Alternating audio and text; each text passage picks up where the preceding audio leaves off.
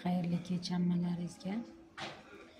Administratsiyadan chiqib efir qiling, murojaat qildingizmi, nima bo'ldi, shuni bizga ayting deganlar uchun mana efir qilyapman. Administratsiyaga kirdim, xodimlar bilan uchrashdim, meni qabulga yozdilar.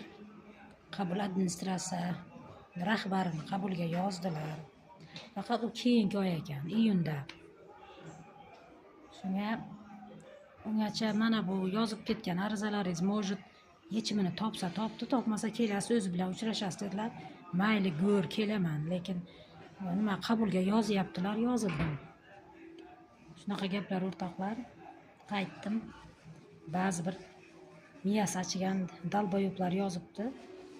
Bu davlatda qonun bor, faqat sani bu murojaatlaring ortida o'zing shaxsiy manfaating bor, nimalar deb yozibdi.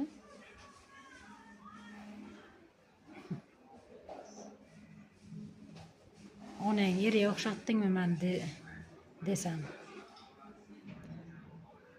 Hammani o'ziga o'xshatavermasalarda. Men prosta nohaqliklarga chida bilmaganimdan, 1 yildan buyon murojaatlarim yopib kelingani va nihoyat tasdig'ini topdi deganimda yana bu javobgarlikdan qutulib qolgani uchun mana shundan alam qilib gapiryapman. Mana shundan jon kuydirib murojaat qilib yuribman. Kimlardir shaxsiy manfaating bor deb. Shaxsiy manfaat nima bo'lishi mumkin? Uni o'rniga men o'zim biron bir tanish bilishimni qo'ymoqchi emasman.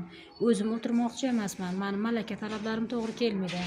Bizga o'sha nima bog'chaga mudira qilib, o'sha MTTga, o'sha muassasaga 27-son davlat maktabgacha ta'lim tashkilotiga kimni mudira qilib qo'yishlaridan qat'iy nazar. Masalan, uni o'sha nimani o'zida, MTTning o'zida ham oliy ma'lumotlar bor, bir nechta yoki tashqaridan, chetdan begonani keltirib qo'yadimi?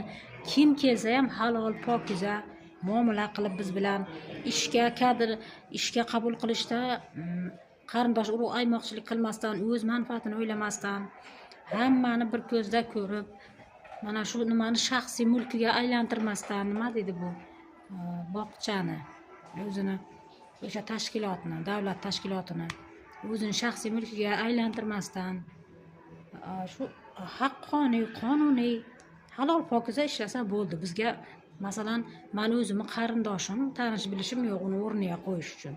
Hech qanaqa bu yerda shaxsiy manfaat yo'q. Itga o'xshab yurma, bitta nima eshak miyalar. Mana shunaqa o'rtoqlar. Charchadim shu kun. Charchaganim ko'zlarimdan ma'lum. Haqiqat